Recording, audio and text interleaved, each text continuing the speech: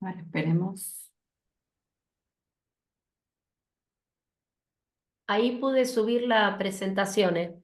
Ya está. Ay, buenísimo, gracias.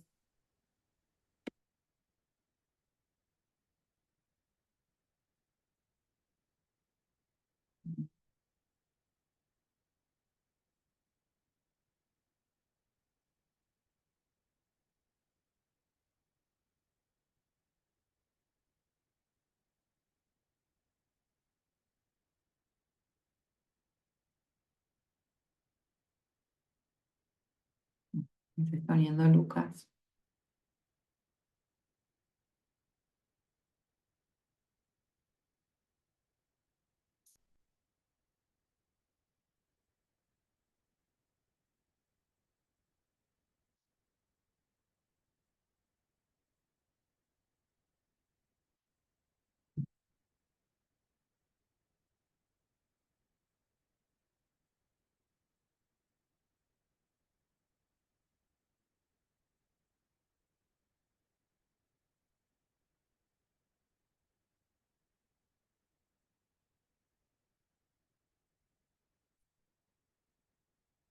A ver, está ahí trabado Lucas para entrar.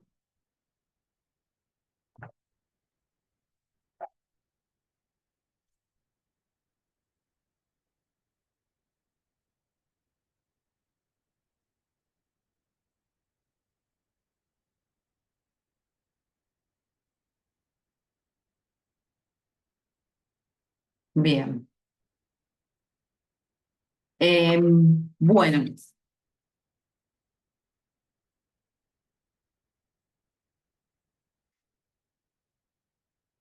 yo voy a hablar rápidamente de un texto sobre Doña Perfecta que se llama...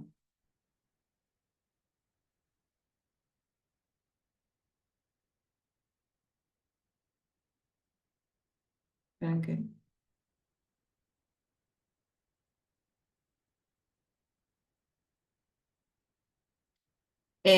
Marta Gómez, que dice Doña Perfecta, la representación del conflicto identitario en la sociedad española. Eh, entonces, bueno, obviamente hay cosas que voy a repetir un poco que ya las dijo Vale, ¿sí? Pero es para dar cuenta de este texto. Entonces, lo que ella va a decir es que en la novela lo que se presenta es una relación entre la estructura y los problemas de la sociedad española entre 1868 y 1878, 6878, ¿no? Eh, lo que se podría pensar, y si lo pensamos desde un punto de vista positivista, porque sabemos igual que el realismo está muy asociado, ¿no? Con el racionalismo, con el positivismo y demás, como que se plantea la novela como una suerte de diagnóstico de los problemas sociales españoles, ¿no? Y esa idea de pensar la política, la sociedad o los países, las naciones, desde un punto de vista médico, es algo que va a ser muy común en esa época, y muchos van a hablar después, e incluso después, ¿quién da Abel Sánchez? Bien, Elena Abel Sánchez habla de la lepra española, sobre todo en el prólogo, y después lo vemos en la obra, ¿no? Habla como de la enfermedad. Entonces, nosotros un poco porque ya lo tenemos, es una metáfora ya cristalizada en nuestro idioma, pero pensar un problema social como una enfermedad es muy fuerte porque es una metáfora que tiene que ver con el mundo de la medicina, ¿no? Entonces, pensar, eso es algo que pasa mucho desde el siglo XIX, la idea de pensar la nación, cualquier nación, ¿eh? Pensar una nación como un cuerpo enfermo al que hay, el que tiene que ser curado o el que tiene una peste que hay que erradicar, y que estas son todas metáforas para hablar de problemas políticos y sociales, ¿no? Entonces, acá la idea sería, bueno, que el diagnóstico que se hace con esta obra es que hay un estado enfermizo, ¿no? Porque el Estado español no logra dar cuenta, o sea, solo en las metrópolis se puede desplegar un Estado moderno, mientras que, como ya dijimos antes, en el interior, en los pueblos, en el campo, eh, hay mucho atraso, ¿no? Entonces, esta sería como el estado enfermizo de la sociedad española. Entonces, bueno, ver de qué forma, porque cuando uno plantea las cosas dentro del orden de la enfermedad, ¿qué es lo que se hace con las enfermedades? ¿Qué es lo que uno quiere? Curar la enfermedad, erradicar la enfermedad, ¿no? Entonces también es un poco, es una mirada que habilita cierta violencia a la hora de pensar los problemas, porque si vos decís, bueno, no, acá tenemos un problema social en el cual las personas más postergadas tienen dificultades para no sé qué, esa forma ya de enunciarlo habilita ciertas formas de pensar y decir, bueno, demos oportunidades, de qué manera se pueden ayudar a estas poblaciones. Ahora, si vos decís, nuestro país está enfermo y la enfermedad en nuestro país es tal, ¿cuál es la continuación de esa metáfora? Bueno, hay que erradicar la enfermedad. Y ya ahí entonces estás siguiendo una visión muchísimo más violenta que si lo planteas de otra cosa. Digo, nosotros ya lo sabemos porque nos dedicamos a esto, pero el lenguaje importa. Las formas en las que decimos las cosas importan. Las metáforas que utilizamos para hablar de ciertas cosas dicen mucho de nosotros y nuestra forma de pensarlo.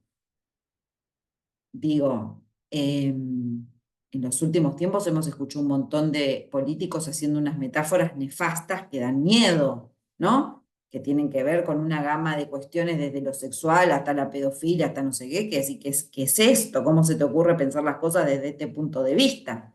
¿No? Digo, es preocupante y lo digo en relación a esto, de bueno, si uno plantea que el país está enfermo, y que esto ha pasado también, porque, no sé, yo no me acuerdo de ninguna, pero no sé, durante el menemismo también, Caballo y todo, o sea, hablaban de cuestiones como de que había que erradicar no sé qué o que la enfermedad, digo, son metáforas que surgen constantemente para pensar la sociedad y la política y hay que tener mucho cuidado, ¿no? Porque también surgieron, no sé, en el nazismo, ese tipo de como la plaga judía que había que eliminar, un montón de cuestiones que son muy fuertes.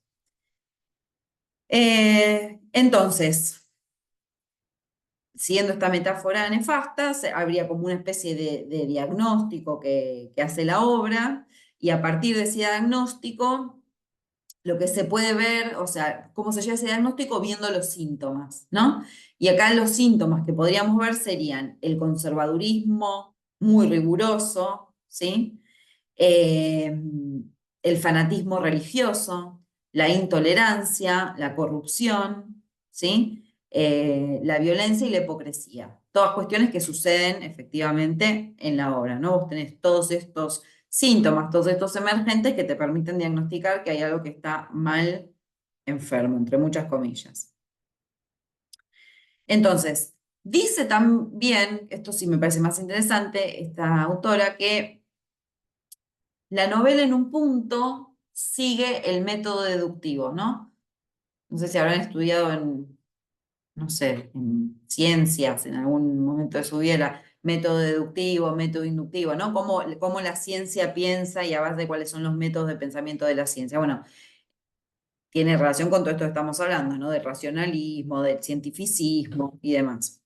Entonces, el método deductivo es aquel método en el que cuando uno estudia algo, va de lo particular a lo general, ¿no? Entonces, pensémoslo fuera de la obra. El método deductivo es, bueno, vos tomás, encontrás un ejemplo de una cosa, chiquito, encontrás otro ejemplo de lo mismo, chiquito y chiquito, chiquito, cuando ya encontrás un montón de esos ejemplos, vos podés decir, bueno, listo, puedo establecer una ley general. ¿Se entiende? ¿Qué ejemplo boludo podemos pensar de eso? Si se les ocurre alguno, me dicen. Es un montón que esto de sociedad, de cosas. Pensamiento científico en el CBC.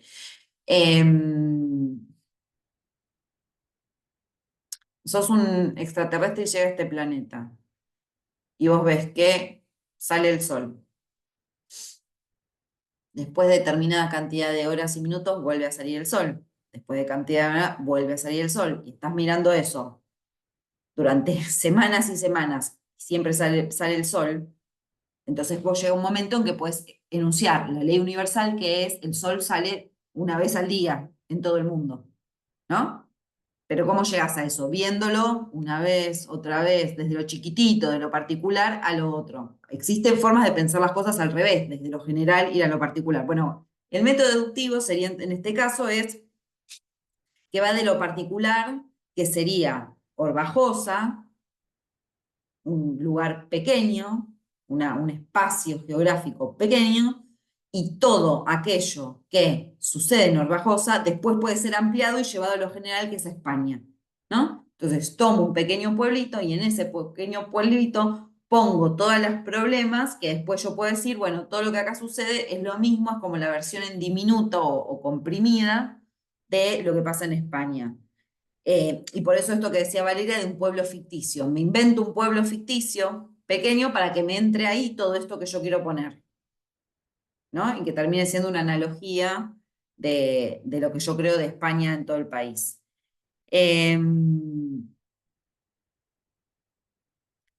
Entonces, bueno, lo que decía es eso, como eso lo que le permite es confrontar la visión tradicionalista y provinciana con la visión europeizada y liberal que aparece en la metrópolis. Y también es muy importante esta confrontación entre pueblo y ciudad, ¿no? Nosotros en la literatura argentina lo tenemos más campo y ciudad.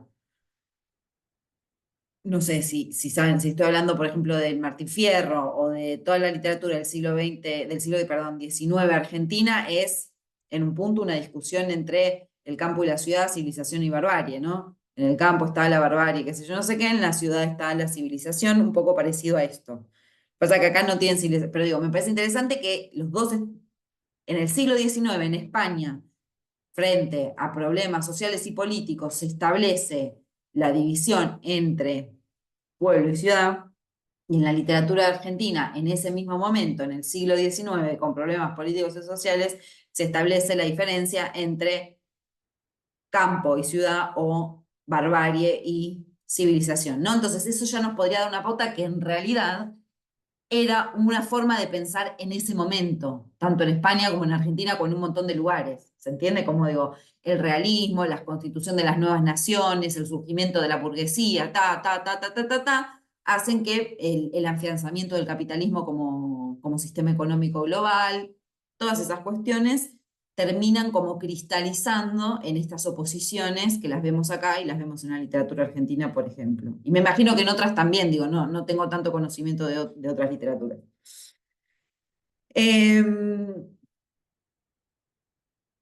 Como dijimos también, la importancia de las descripciones, ¿no? Que en la novela van a ser muy patentes porque nos llenan de información que es información que va abonando esta premisa que tiene la novela, ¿no? Por ejemplo, todas las descripciones del campo son espantosas. ¿Vieron lo que son esas descripciones? No sé si los que la hayan leído, ¿no? Porque habla del deterioro, del abandono, de que el campo le es infértil, y que todo eso en un punto, esa descripción del paisaje termina siendo también una descripción del abandono espiritual, ¿no? Eso pasa mucho en el realismo y en el naturalismo, en el cual los espacios y la forma en la que se describen los espacios resuenan con lo que les pasa a los personajes, ¿sí? La versión boluda de esto es una película de Hollywood que cuando el protagonista o la protagonista está triste llueve, ¿no? Y mira por la ventana las hojas caer con cara de gatito muerto. Digo, pero bueno, digo, esta cuestión proviene de esta época, ¿no? Como esta cuestión de hacer ir el paisaje que ese paisaje sería una especie de reflejo o acompaña a lo que está sucediendo a un protagonista, a un pueblo, a lo que sea. Eh,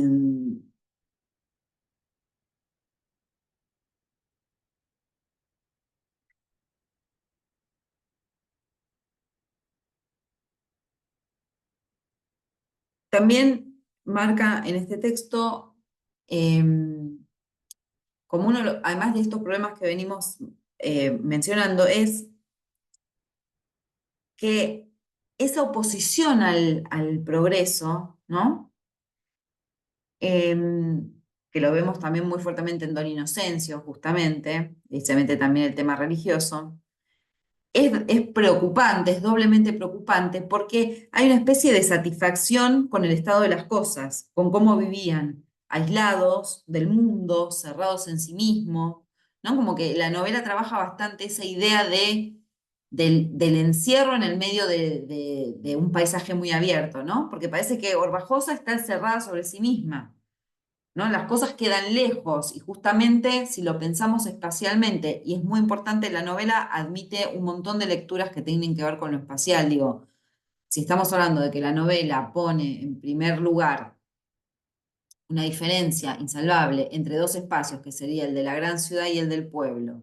Después hablamos, bueno, cómo es el espacio del pueblo, todo esto que hablamos de cómo es ese paisaje, el infértil y ta, ta, ta, ta, ta, ta. Y también la idea que eso pasa en el matadero también, con quienes lo vimos en, ¿no? ¿Cuál es el problema en Orbajosa? Cuando el extranjero ingresa a Orbajosa, cuando Pepe Rey se mete.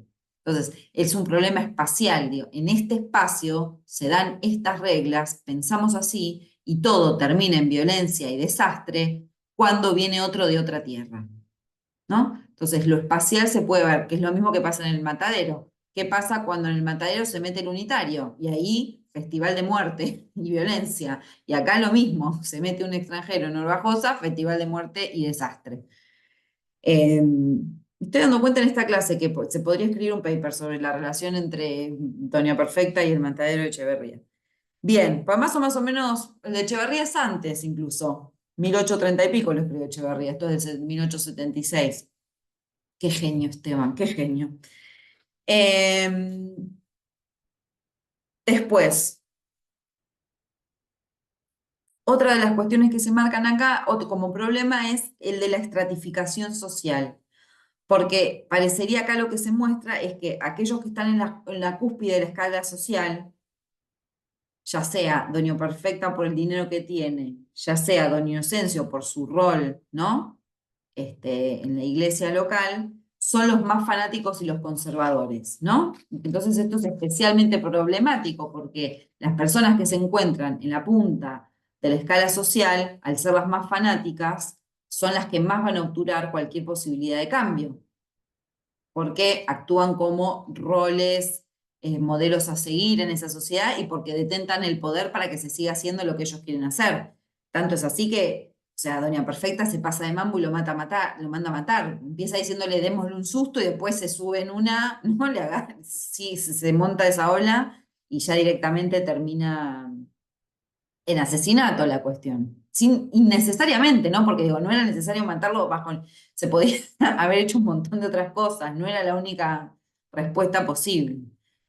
Em,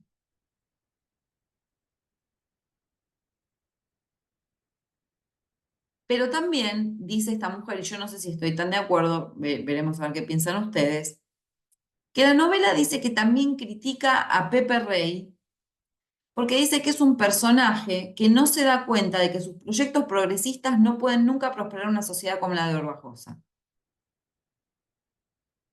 Yo no veo eso, o sea, eso es una lectura que uno puede hacer de afuera, pero yo no veo que en la novela lo presente de esa manera a ese personaje. No sé qué piensan ustedes. No, lo veo así. Sí, en la novela se puede ver esa contraposición entre la ciencia y la religión, pero tan así como lo está diciendo la autora, no lo veo.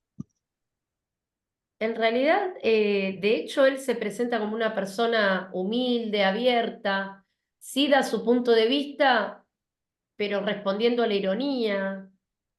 No, Respetuosamente, no lo imponen como ellos imponen la religión.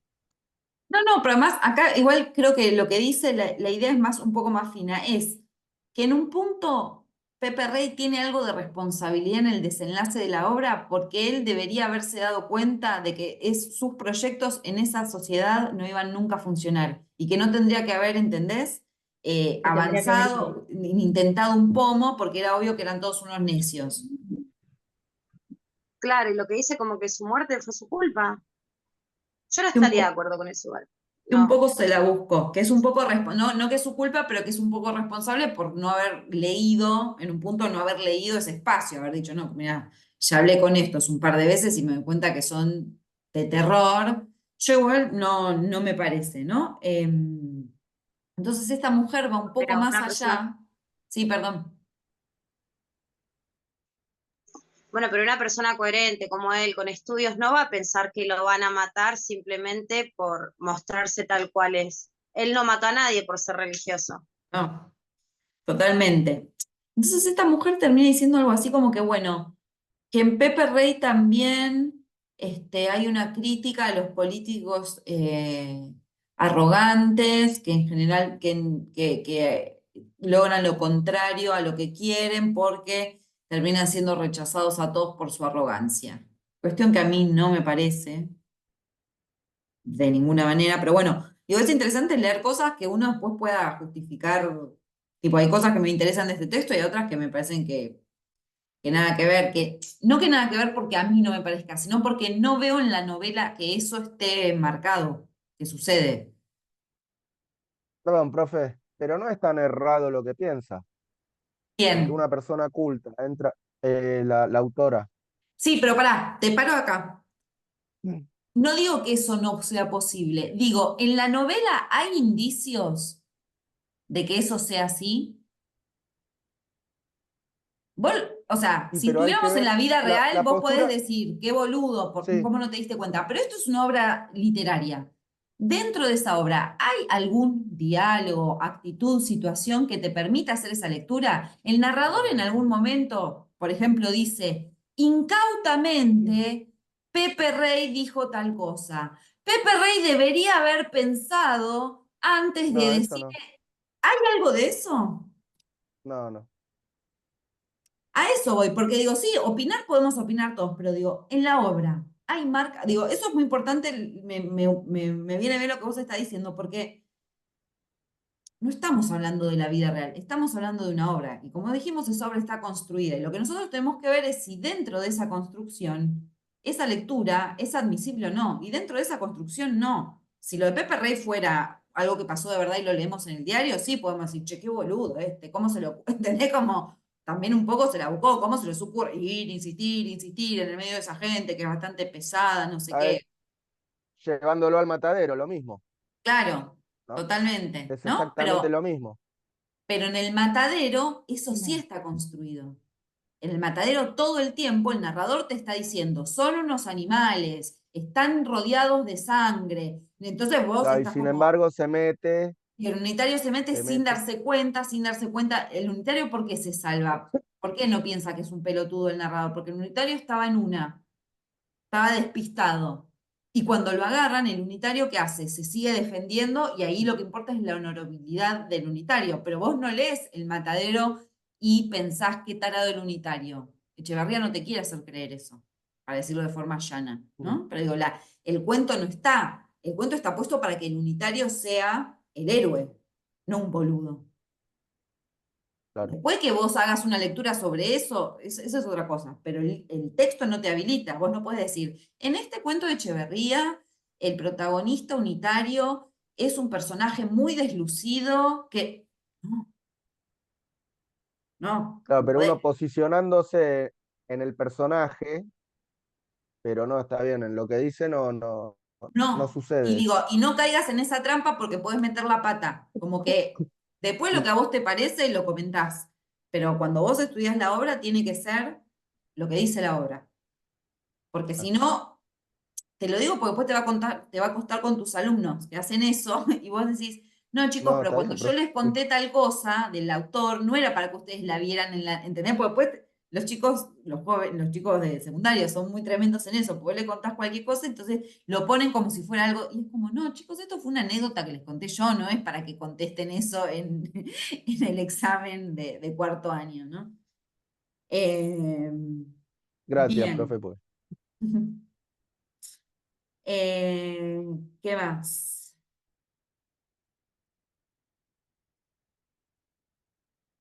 Entonces ella termina diciendo que en realidad, y ahora van a ver, se queda más claro que para mí no está bien, que ella dice que la propuesta de Pérez Galdós es una suerte de reconciliación entre ambos bandos, que debería haber una apertura, una tolerancia, un respeto. ¿Ustedes vieron algo de eso en la novela? ¿En algún lugar? Si fuese una reconciliación, no hubiera muertos. Es así de O, sencillo. o después de los muertos, Doña Perfecta la agarra a Rosario, le pide disculpas, llora, se mata a ella, digo, ¿no? Como si vos lo que Nada quisieras. de eso sucedió, claro. Pero la novela Claro, y no se ve termina, para mí culpa. ¿cómo? Perdón. Que no se ve nada de eso, no se ve la culpa de Doña Perfecta ni de nadie. termina una internada en un manicomio, los otros que se refugian en otro lugar, todos siguen con su vida y él murió, nada más, lo mataron. Sí, y ella terminó loca, digo, y en ningún momento nadie hace ningún paso que vaya hacia la convivencia, hacia volvámonos más tolerantes, extendamos algún puente de comunicación. No, las cosas terminan peor de lo que empezaron, no hay ningún momento de reparación de nada. Entonces, bueno, esta mujer no sé dónde veía eso. Yo creo que ella se debe haber basado, y eso es algo que también que no hay que hacer, en algún tipo de entrevista, comentario, carta que haya escrito Pérez Galdós hablando de algo de eso y ella quiso hacerlo ver en la novela. Pero en la novela eso no se ve. Tipo, el autor puede decir un montón de cosas, pero la novela es la novela y lo que opine el autor sobre cualquier cosa no nos tendría que importar nada para, para analizar una novela. Porque acá no aparece absolutamente nada de eso, ¿no? Entonces, bueno. Después había como un pequeño apunte que hablaba que, bueno, que entre el 68 y el 74, 1868 y 1874, hay un sexenio democrático, se dan 6 años de democracia porque se exilia Isabel II, pero que el resultado de ese sexenio democrático fue en 1860, que venía desde 1866 por una crisis financiera en la cosecha, hubo un problema de cosechas muy grande y entonces la gente pasó hambre y murió de hambre posta, mucha gente en España, y que las clases populares obviamente la pasaron muy mal y que como que esto hay que pensarlo ligado, como escrito 10 años después de que sucediera eso, que era algo muy reciente, ¿no? Había sido un problema, una crisis muy problemática. Bien, déjame ver si me queda algo más por decir. Creo que no.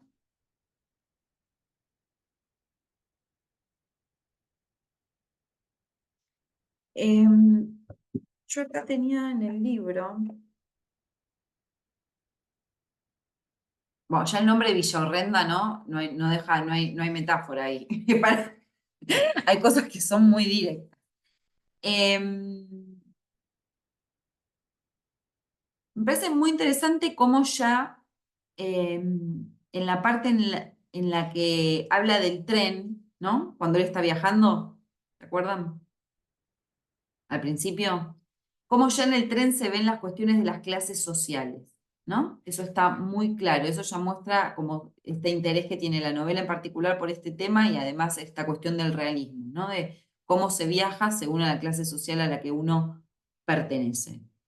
Y él era Eh, el único de clase alta. Él era el único de clase alta, exactamente. Entonces él ya ahí está, es interesante ver lo que aparece como una figura recortada de ese medio.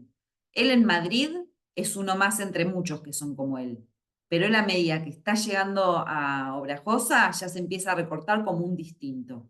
Y es un distinto de clase y después vamos a ver que también es un distinto ideológico, porque a veces puede ser distinto de clase, pero no ideológicamente, ¿no? Como una cosa no tiene que ver con otra, pero ahí ya aparece recortado y es el único que está en la primera clase del tren, mientras en el resto viajan toda la gente de las clases populares.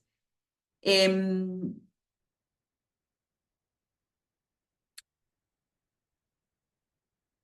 es muy bueno cuando él llega y pregunta, ¿hay fondo dormitorio en la estación de Villorrenda? Y le contestan, aquí no hay nada. ¿No? Y esto ya es más allá de que no hay, el primer intercambio que él tiene es, llega y le dicen que está yendo a la nada, a un lugar donde no hay nada, literal y metafóricamente, no hay donde quedarse a dormir, además acá no hay ideas, no hay progreso, ¿no? Como no hay interés por el cambio, por la modernización, por un pomo. Esa pequeña frasecita que está en la primera página, al menos en el mío. Y después, a ver si está acá.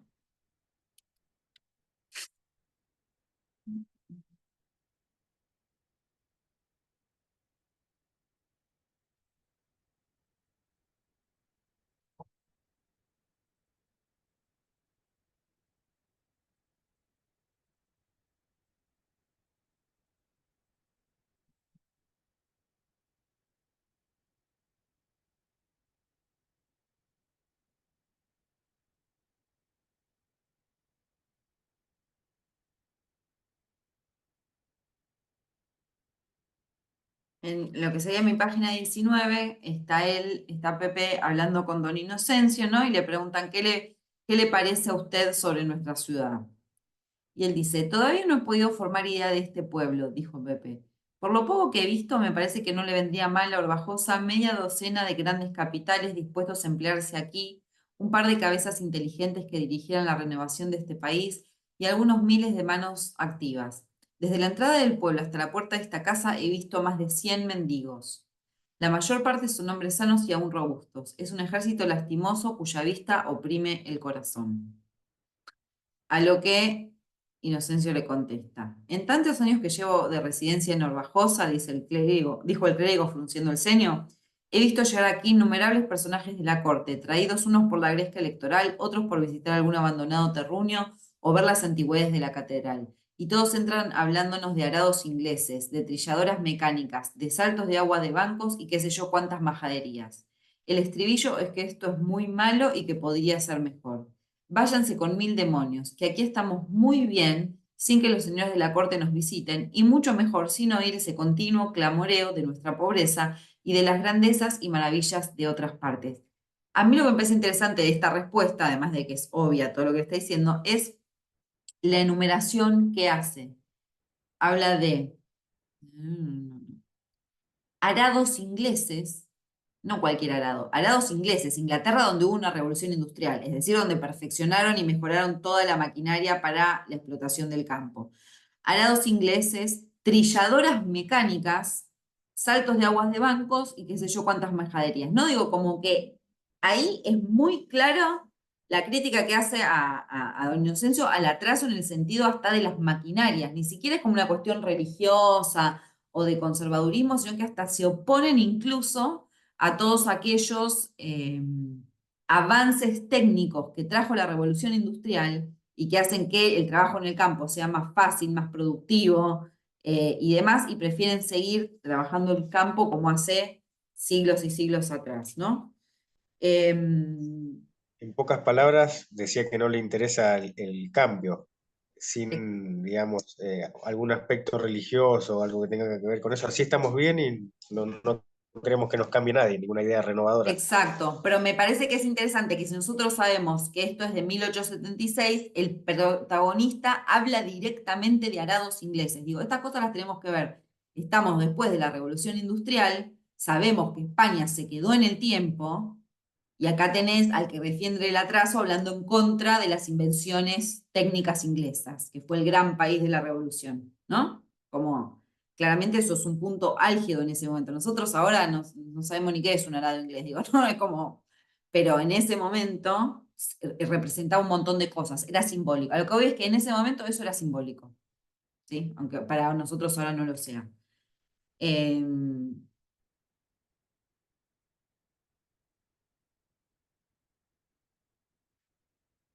Otra que me había marcado el narrador.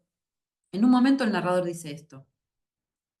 Don Cayetano se puso la palma de la mano ante la boca para bostezar más a gusto y después entabló una larga conversación con la señora. Los que nos han transmitido las noticias necesarias a la composición de esta historia pasan por alto aquel diálogo, sin duda porque fue demasiado secreto.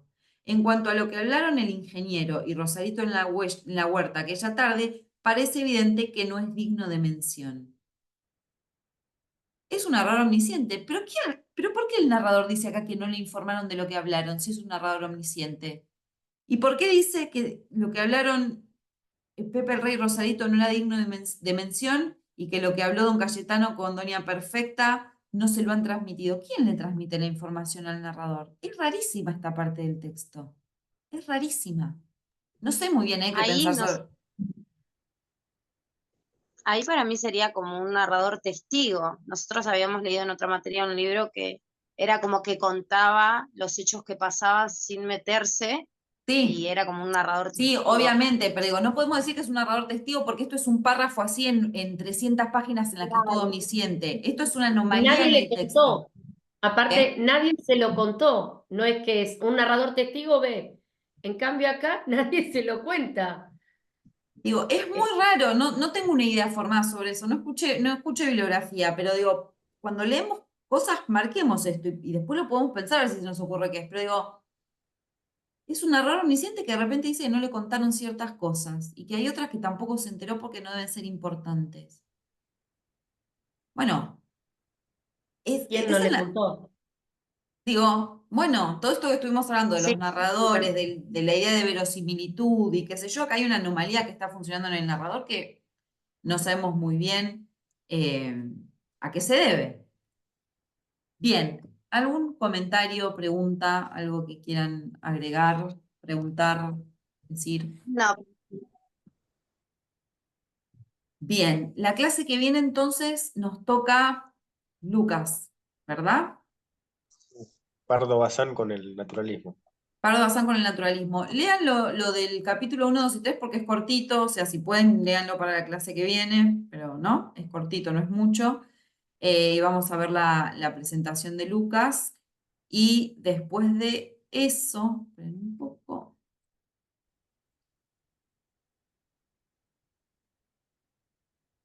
Después de eso, ya después la otra clase es el parcial. ¿Se acuerdan? Que es presencial.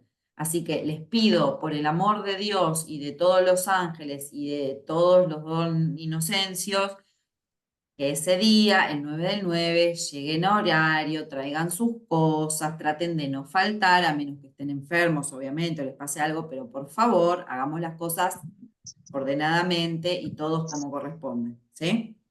Ya vayan. profe, nos va a tomar como siempre lo que vimos hasta ahora. Sí, sí, lo que vimos hasta ahora, ¿sí? Que es Becker, Larra, Doña Perfecta y Pardo Bazán. ¿Sí? Lo único largo es Doña Perfecta, todo lo otro es bastante más breve, ¿sí? Y obviamente pueden ir pueden venir con los textos literarios, ¿sí? Eso lo pueden traer al examen sin ningún problema, ¿ok? Bueno, profe, gracias. Bien, No, de profe. nada. Bien, chiquis, que descansen. Gracias Mariano, igualmente. ¿vos viste el mail de que mañana hay Sí, jornada de sí, ESI? Ah, ok, ok. le contesté, ¿no le llegó? Me parece que no. Me parece que yo me sacó de Ah, Jessica, porque pero no le importa. contesté. Pero lo viste, no importa. Genial. Sí, sí, sí, sí. Bien, Buena chiquis, semana. buena semana. Bueno, buena Nos vemos semana. mañana. Chau, Buenas chau. Chau, semanas, chau. chicos. Buenas noches.